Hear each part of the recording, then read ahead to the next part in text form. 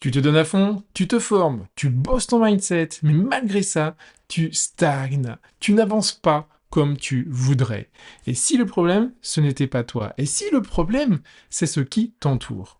Dans cet épisode de Kadoban le Wake Up, on va parler de l'impact invisible mais puissant de ton environnement sur ta réussite. Parce que si ton entourage, ton espace, tes contenus que tu consommes et les communautés que tu fréquentes, eh bien, te tirent vers le bas, eh bien, excuse-moi de te le dire, mais tes efforts resteront vains.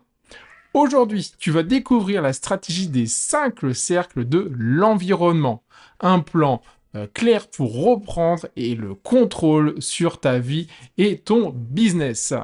Alors reste bien à la fin parce que tu vas en fait repartir avec un plan clair pour assainir ton environnement et ce dès aujourd'hui. Alors je suis Mickaël Caillot, master coach professionnel certifié depuis 2021 et fondateur de la méthode Kadoban. Et j'accompagne les leaders et entrepreneurs à créer la vie et le business de leurs rêves. Alors tu sais, on dit souvent, tu es la moyenne des 5 personnes que tu fréquentes le plus. Mais ce n'est pas seulement vrai que pour les personnes en fait. Non, c'est vrai aussi pour les lieux, pour les habitudes et aussi pour tous les contenus que tu consommes qui vont venir à toi. Ton environnement, en fait, eh bien, la façonne à chaque instant de ta vie, de ton parcours. Et souvent, tu te rends en fait même pas compte. Tu te rends même pas compte de tous les petits changements, de tout ce qui t'arrive, de tout ce que tu peux absorber. Alors, eh bien, je veux que tu prennes quelques instants et que tu te poses en fait quelques questions. Tu vas voir, c'est vraiment très très simple pour ce petit starter de la vidéo en fait, hein, pour que tu te mettes un petit peu dans les conditions. Bien. Alors, qui ou quoi dans ton quotidien est aligné en fait avec tes ambitions, avec tes projets, avec ta vision de la vie? Qui? Qui ou quoi? La deuxième chose, c'est qui ou quoi, en fait, eh bien, t'en éloigne justement de ces projets-là. Réfléchis bien, en fait, à ton environnement, hein, à tout ce qui est autour de toi, et réponds sincèrement à ces questions-là. Alors, le premier point maintenant que j'aimerais eh bien partager avec toi, c'est que ton environnement te programme à ton insu. Et oui, ton environnement, en fait, va te programmer, sans que tu ne t'en aperçoives, eh bien, un peu comme ça, chaque jour. Il va te refaçonner. Alors, tu peux être motivé, mais si tu vis entouré de pessimistes, de distractions, ou bien encore de personnes qui ne croient pas en toi, pas en tes projets, pas en tes rêves, eh bien, tu vas avoir un problème. Et le problème, c'est quoi? Eh bien, c'est que tu vas commencer, en fait, par douter de toi, par douter aussi de tes projets. Et eh bien, ton esprit, c'est comme un jardin, en fait. C'est comme ton jardin à toi. Laisse-y rentrer eh bien, de mauvaises herbes, eh bien, qu'est-ce qui va se passer? Eh bien, ça va commencer en fait à plus ressembler à un jardin, ça va ressembler qu'à des mauvaises herbes, à un champ de patates, à un champ vraiment de pissenlits, de ronces en fait. Eh bien, c'est quoi ça? Eh bien, ce sont les informations toxiques, ce sont les pensées limitantes que tu vas commencer à laisser rentrer dans ton cerveau, et eh bien, à force, elles vont te bouffer en fait, elles vont t'envahir complètement. Alors c'est aussi les contenus, c'est ton entourage et les pensées en fait, eh bien va façonner comme ça ton mindset. Donc si tu veux avancer, tu dois vraiment protéger eh bien ton état émotionnel. Sinon tu vas aller droit dans le mur. Alors pour ce faire, donc je vais te donner, pour que ce soit un peu plus imagé hein, quand même, parce que là c'est quand même pas mal de théories de blabla. Prenons un exemple vraiment concret pour que ça puisse eh bien te parler. Alors imagine un entrepreneur qui est brillant, qui a plein d'idées, plein de projets en tête, voilà, et pourtant tout le monde dit qu'il est brillant, voilà, mais il n'y arrive pas. Il n'y arrive pas, il n'avance pas, il n'arrive pas à se lancer. Alors en creusant un peu, eh bien on s'aperçoit que quoi? Eh bien en fait le problème n'est pas de lui, mais de son entourage. Et d'un entourage assez proche en fait. Parce que quoi? Parce que quand il rentrait en fait chez lui, il y avait sa compagne qui l'attendait, et eh bien sa compagne commençait un petit peu à se poser des questions sur ce qu'il était en train de faire. Parce que eh bien, il n'y avait pas du tout de rentrée d'argent. Et donc, à la longue, elle lui a dit, non, mais ton projet, tout ça, c'est bien beau, mais il n'y a pas de rentrée d'argent qui rentre. Donc, bon, tu devrais peut-être penser à trouver un vrai travail. Et cette phrase-là a vraiment une lourde conséquence. Parce que c'est quand même assez violent, hein. Tu devrais trouver un vrai travail. Ça veut dire que quoi? Ça veut dire que la personne qui, euh, qui est en train de construire son entreprise, pour l'autre personne, ce n'est pas un vrai travail. Parce que l'autre personne a associé travail avec argent, ce qui est tout à fait vrai. Et comme il n'y a pas de rentrée d'argent, la pression en fait monte, et donc l'autre personne eh bien, va sortir cette phrase-là. Sauf que ça va avoir une conséquence négative sur la personne qui entend cette phrase-là.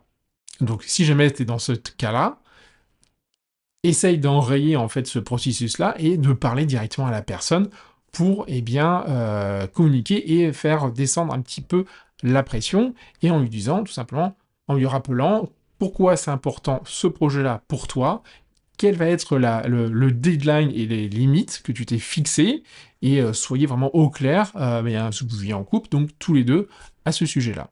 Alors maintenant, je suis sûr que tu aimerais aussi eh bien, être un peu plus productif. J'en suis sûr que c'est le cas, n'est-ce pas?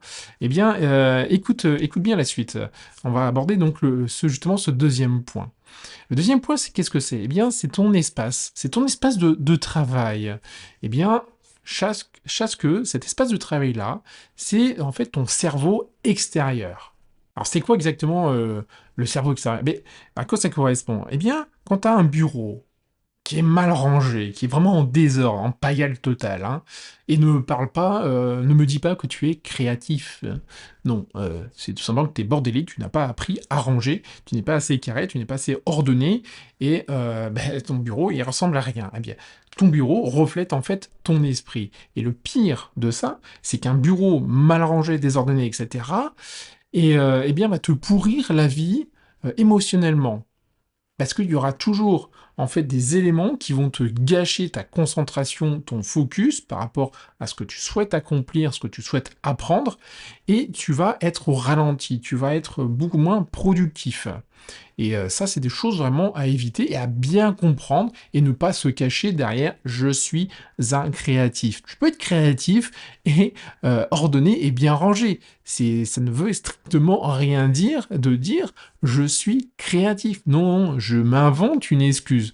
Donc prends les choses en main, range ton bureau, détermine des places pour chaque objet, chaque chose, et tu verras, tu vas te sentir beaucoup mieux, beaucoup plus à l'aise dans ton environnement, et tu vas pouvoir être beaucoup plus efficace, crois-moi. Fais-en juste l'expérience, tente le coup, et tu vois en fait ton état émotionnel, si jamais ça change en positif ou en négatif, hein. D'ailleurs, j'ai jamais entendu quelqu'un me dire, j'ai rangé mon bureau est propre, chaque jour, je m'assois devant mon bureau, j'ai de la facilité à trouver chaque chose parce que je sais où ça se trouve. Oh là là, mon Dieu, non, je me sens très très mal dans ma tête à cause de ça. J'ai jamais entendu quelqu'un dire ce genre de choses. En revanche, pardon, l'inverse, ce n'est pas du tout vrai. De même que ça concerne pas uniquement eh bien le bureau, c'est aussi l'ensemble des autres pièces de ton lieu de vie ou de ton lieu de travail. Parce que si ton bureau, ok, il est clean, tout ça, mais alors si le reste derrière ou derrière le décor est complètement saturé, encombré, etc., ça va pas le faire non plus. Donc de plus que si dans votre pièce, là où vous n'avez pas du tout de lumière naturelle, ou bien, voilà, si c'est une pièce sombre, etc., vous allez vous sentir vraiment très très mal, vous allez être après fatigué, vous allez avoir un manque d'énergie, et vous ne pourrez pas, bien sûr, être productif et travailler surtout sereinement sur votre lieu de travail.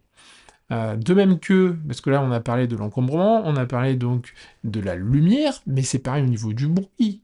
Le bruit, oui on n'en parle pas assez, mais si vous êtes dans un lieu qui a un fort niveau sonore, ou bien s'il y a un bruit dérangeant, enfin qui vous-même vous dérange, cela va vous perturber, donc résultat vous serez moins concentré, moins focus sur votre objectif, et résultat, eh bien vous n'allez pas avancer, et surtout vous n'allez jamais comprendre pourquoi vous n'avancez pas. Pourtant, je fais tout bien, je me suis tout bien préparé. Bah oui, mais c'est l'environnement, en fait. L'environnement dans lequel vous travaillez, vous vivez, est toxique. Donc ça, il faut absolument s'en rendre compte, déjà dans un premier temps, et après rectifier le tir et vous poser la question, ok, comment je veux me sentir dans mon environnement, ok, je veux me sentir comme ça, donc maintenant, qu'est-ce que je mets en place pour pouvoir me sentir bien heureux et épanoui. Voilà, c'est ça qu'il faut mettre le doigt dessus et rectifier le tir. Et d'autant plus qu'il y a des études qui montrent, vous pourrez regarder sur Internet, vous pourrez chercher, et alors ces études montrent quoi? Eh bien que avoir une bonne lumière, en fait, ça va vous permettre de gagner à peu près 25% de votre productivité. Et donc c'est quand même énorme de gagner 25%, vous imaginez. Et en plus de ça, ça se joue, comme je l'ai dit tout à l'heure, eh bien sur l'humeur. Sur l'humeur, vous allez à peu près gagner 15% de bonheur en plus par rapport à ça. Donc c'est quand même bien. Et aussi pour le bruit, ça a été démontré en fait que le bruit avait une grande incidence sur les performances cognitives.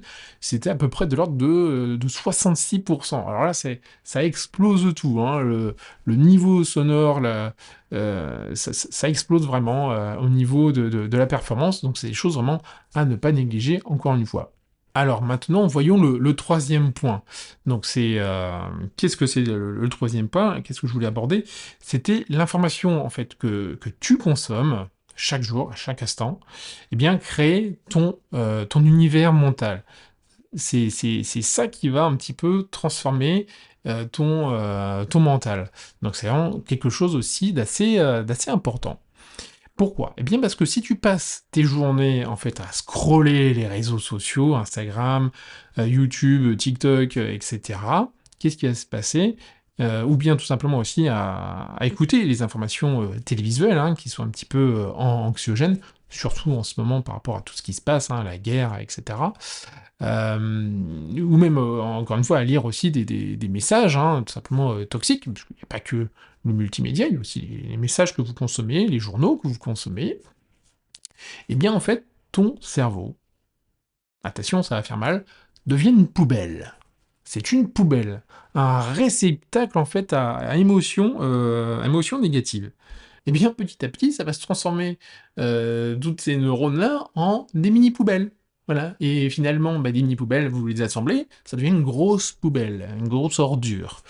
Donc c'est ça en fait que votre cerveau, à la longue, il va s'atrophier, et il va consommer tout ça, tout ce que vous amenez, et ça finira par être une poubelle. Donc je suppose que vous ne voulez pas ça, vous souhaitez avoir un cerveau en bonne forme, et que ce soit un cerveau eh bien assez performant. Donc ton cerveau devient ce que tu nourris. Je sais pas trop si c'est français, mais bon. Mais en fait, si tu écoutes ou regardes bah, des podcasts inspirants, comme peut-être celui-ci, voilà, j'espère, ou bien si tu lis en fait des livres qui t'apportent de la valeur, et si tu t'entoures en fait eh bien, de contenus qui te rappellent eh bien, tes objectifs, alors eh bien, ton quotidien devient en fait un terreau fertile, tu vois, tu vas pouvoir eh bien, petit à petit poser bien tes jalons, tes pierres, et donc augmenter comme ça eh bien, tes chances de pouvoir performer, de faire vraiment ce que tu veux, de mettre en place des choses pour pouvoir avoir la vie dont tu rêves et le business aussi dont tu souhaites, qui incarne vraiment qui tu es. Et c'est très important d'avoir justement ce terreau fertile-là pour que tu puisses eh bien, progresser à chaque fois. Donc maintenant, on va aborder un quatrième point qui sont donc les routines les routines collectives. Alors les routines collectives, très peu de gens en parlent et pourtant ça fait énormément eh bien, de dégâts. Alors qu'est-ce que c'est qu'une routine en fait collective? Eh bien c'est tout simple.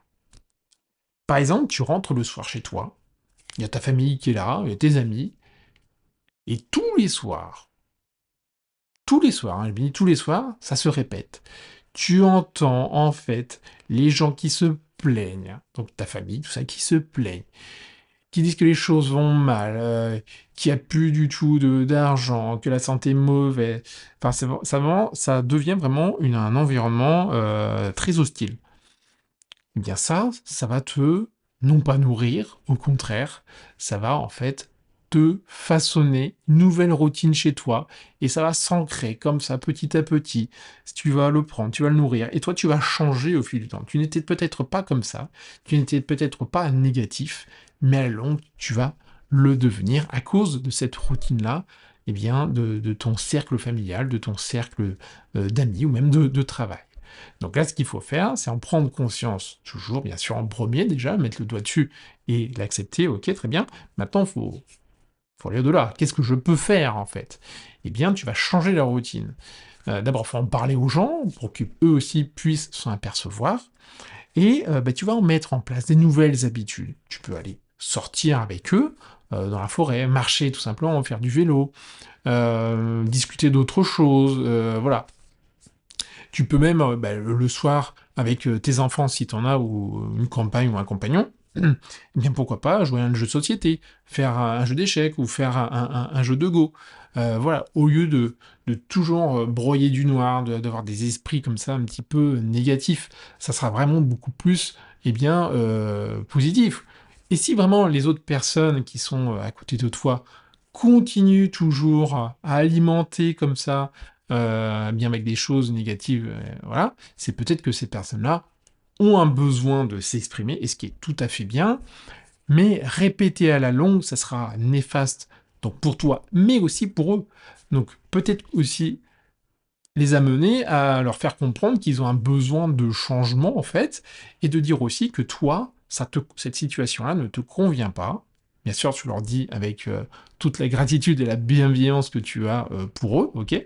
Il faut avoir vraiment une communication très apaisante, hein. On n'est pas dans le conflit, non, non, on s'exprime, on dit pourquoi ça nous dérange, ok, qu'est-ce qui ne nous convient pas, qu'est-ce que ça nous fait, et l'autre personne, si elle est intelligente, bien sûr, va vraiment comprendre. Après, peut-être que l'autre personne, comme je disais, aura ce besoin-là de s'exprimer, parce qu'elle a peut-être peur, elle a besoin de s'extérioriser, mais peut-être aussi, cette personne-là a un besoin d'être accompagnée, tout simplement, pour pouvoir se sentir mieux. Donc ça serait peut-être aussi un service à leur rendre en leur disant, là écoute, depuis certains jours, depuis certaines semaines, voire mois, voilà, je sens que tu es en phase négative.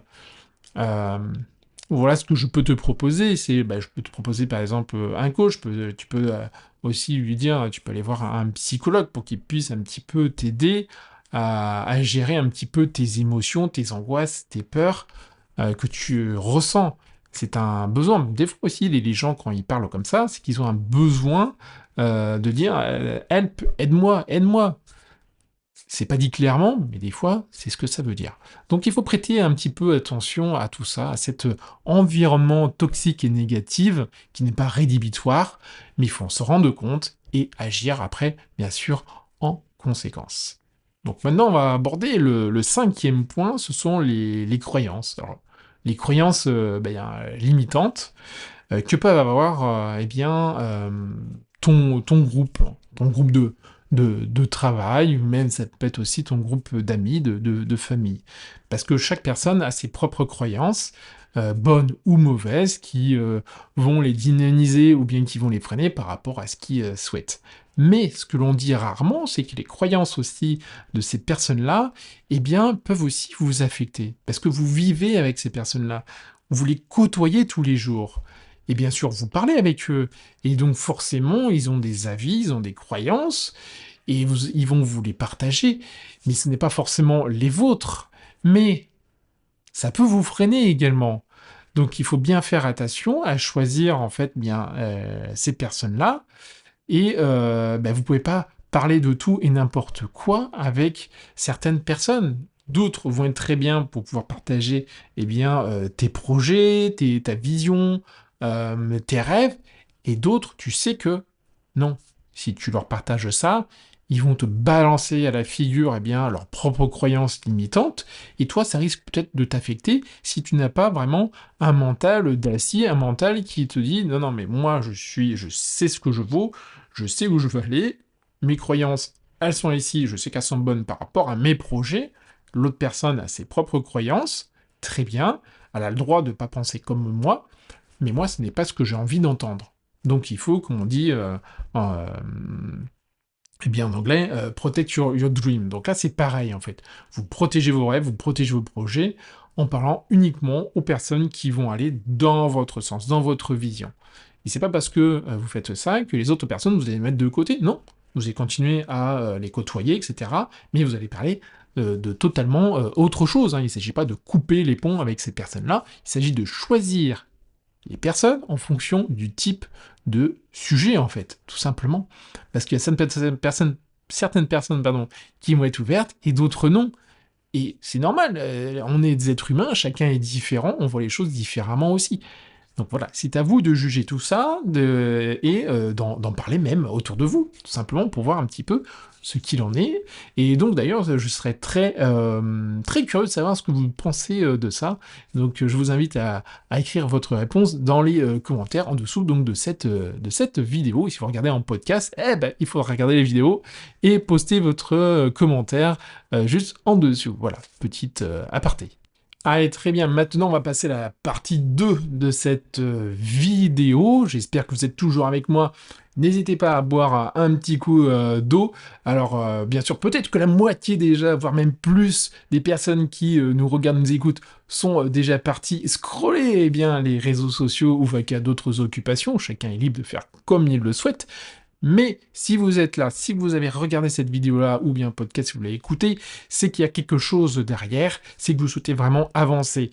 Et donc, avant d'aller plus loin, donc, parce que ce que vous allez entendre ou voir, donc, ça va être vraiment du passage à l'action, il va falloir travailler. Ça y est, déjà, j'ai dit le mot travailler, il y a encore 50% qui viennent de partir, eh bien, c'est pas grave, voilà. On laisse un peu les touristes de côté, et là, donc, on est, eh bien, entre toi et moi, ok ?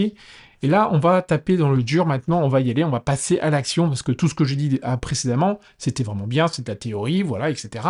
C'est bien d'en prendre conscience, mais maintenant, il faut en faire quelque chose, sinon ça sert à rien. Et on va parler justement des 5 cercles de ton environnement, et c'est là que les choses deviennent intéressantes, parce que ça va t'aider justement à reprendre le contrôle de ton cerveau, parce que le cerveau, c'est toi qui décides, en fait, de ce que tu vas vouloir laisser rentrer à l'intérieur. Et oui, c'est très important.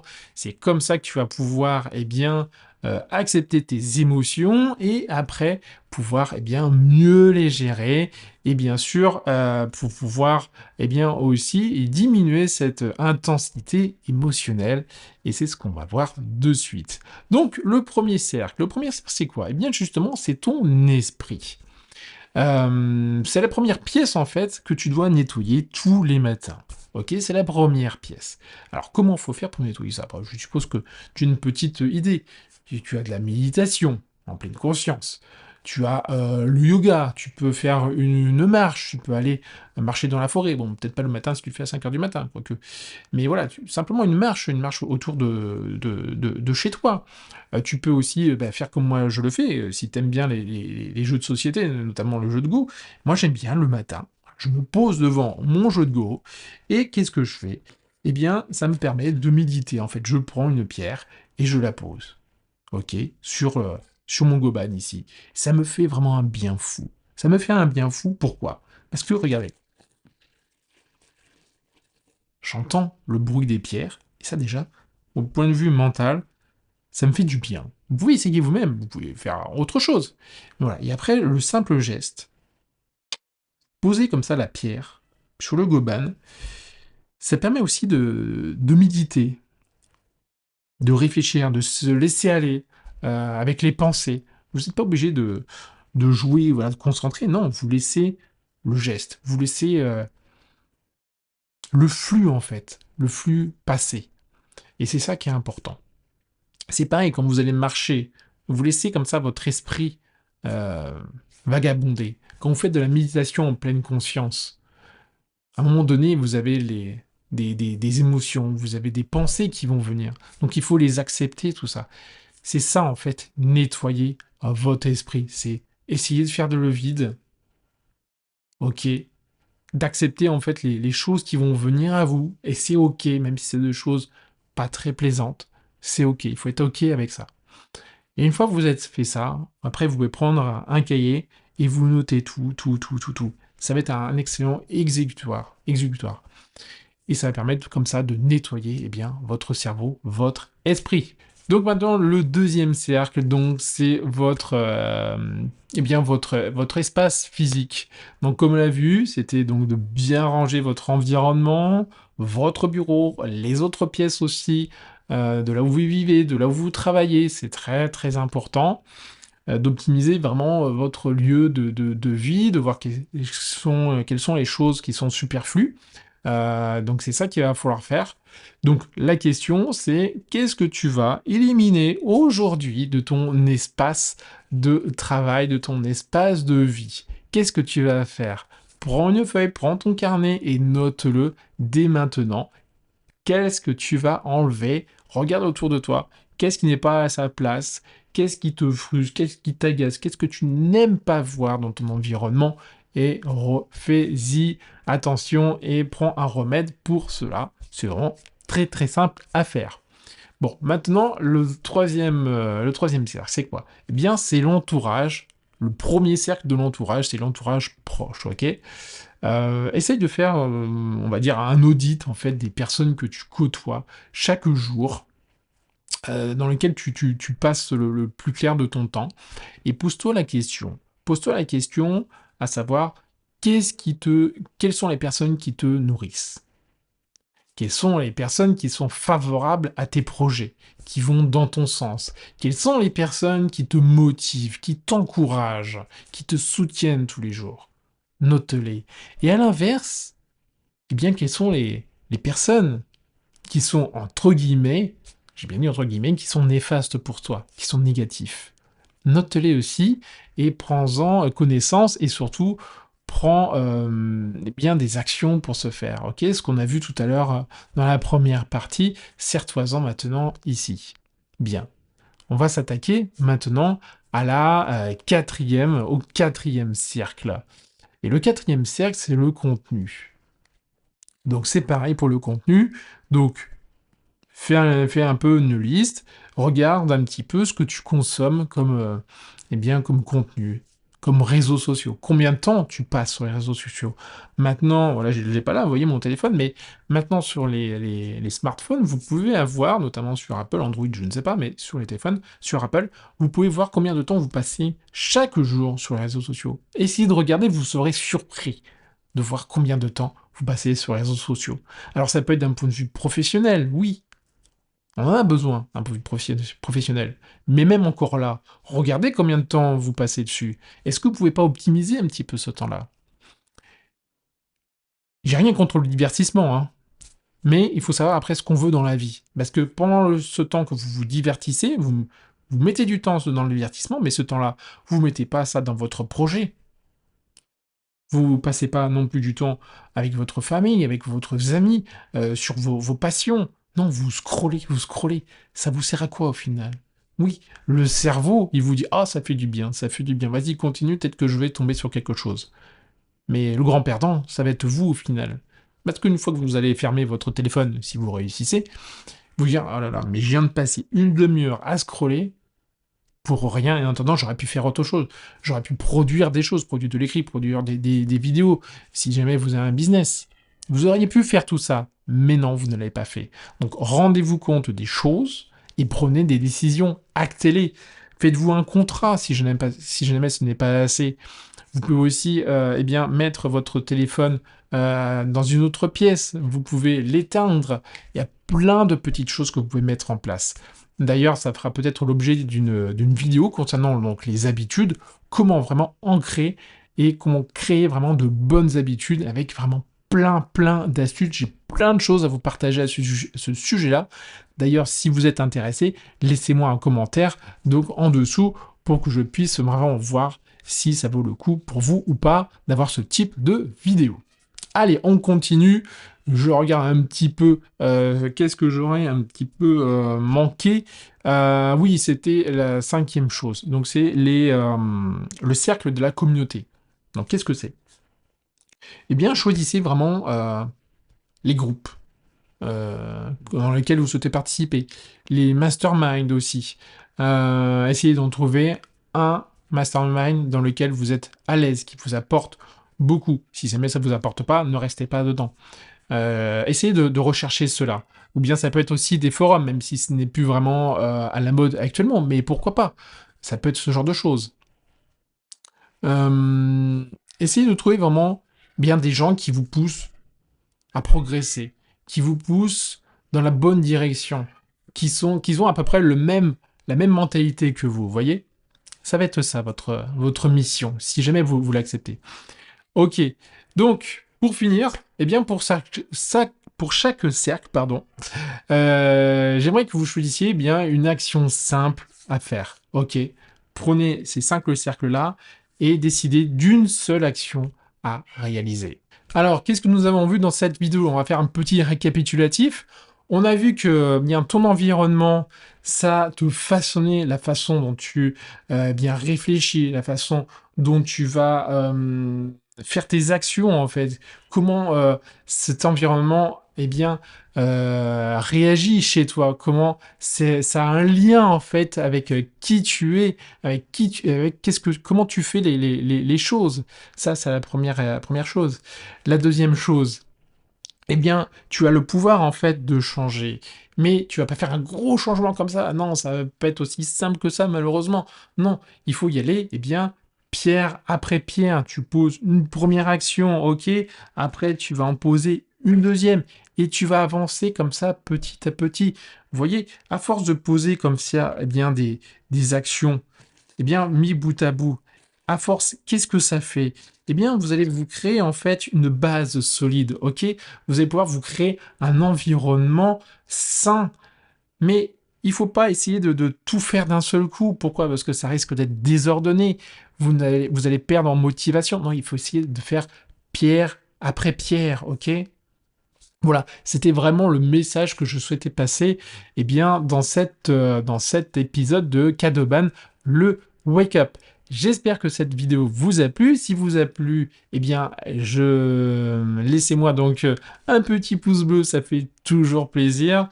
Et surtout, partagez cette vidéo-là si jamais vous connaissez un entrepreneur à qui ça ferait plaisir, mais surtout à qui, eh bien, il en a le plus besoin. Voilà, cet épisode se termine, donc merci de votre écoute, et je vous dis donc à très bientôt pour un nouvel épisode de Kadoban, le Wake Up. Allez, ciao!